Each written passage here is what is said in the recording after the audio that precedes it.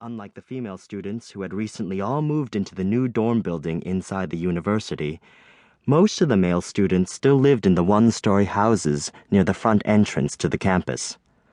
I pulled out my Phoenix bicycle and set off for Central Hospital. The hospital was in downtown Shanning, and it took me more than 20 minutes to get there. Though it wasn't summer yet, the air was sweltering, filled with the smell of burning fat and stewed radish. On the balconies of the apartment buildings along the street, lines of laundry were flapping languidly. Sheets, blouses, pajamas, towels, tank tops, sweatsuits. As I passed by a construction site, a loudspeaker mounted on a telephone pole was broadcasting a soccer game. The commentator sounded sleepy despite the intermittent surges of shouts from the fans.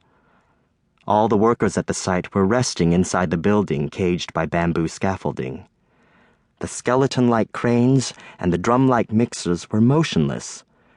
3 shovels stood on a huge pile of sand, beyond which a large yellow board displayed the giant words in red paint, "Aim high, go all out." I felt the back of my shirt dampen with sweat. Mrs. Young had gone to Tibet on a veterinary team for a year. Our department had written to her about her husband's stroke, but she wouldn't be able to come home immediately. Tibet was too far away. She'd have to switch buses and trains constantly. It would take her more than a week to return. In my letter to my fiancée, Mei Mei, who was in Beijing cramming for the exams for a medical graduate program, I described her father's condition and assured her that I would take good care of him and that she mustn't be worried too much. I told her not to rush back, since there was no magic cure for a stroke. To be honest, I felt obligated to attend my teacher. Even without my engagement to his daughter, I'd have done it willingly, just out of gratitude and respect.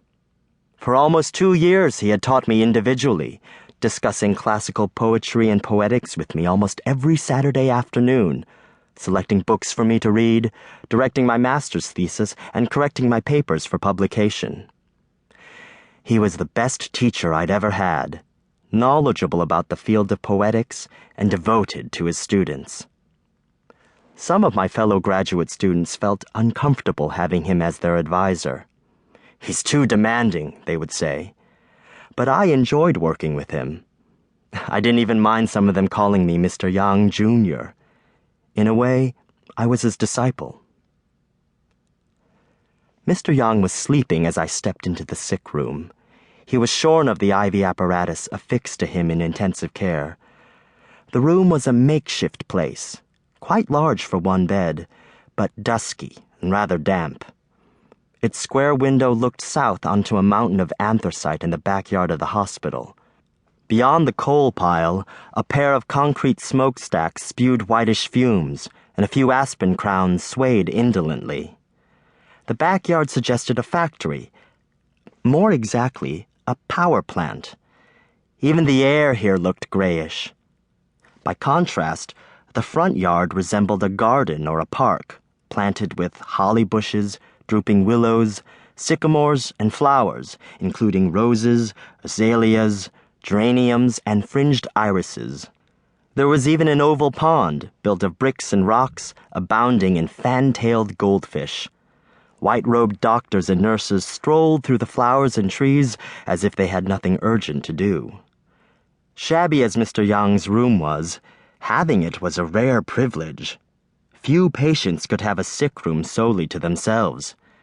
If my father, who was a carpenter on a tree farm in the Northeast, had a stroke, he would be lucky if they gave him a bed in a room shared by a dozen people. Actually, Mr. Yang had lain unconscious in a place like that for 3 days before he was moved here. With infinite pull, Secretary Peng had succeeded in convincing the hospital officials that Mr. Yang was an eminent scholar, though he wasn't a full professor yet, whom our country planned to protect as a national treasure, so they ought to give him a private room. Mr. Yang stirred a little and opened his mouth, which had become flabby since the stroke. He looked a few years older than the previous month. A network of wrinkles had grown into his face. His gray hair was unkempt and a bit shiny, revealing his whitish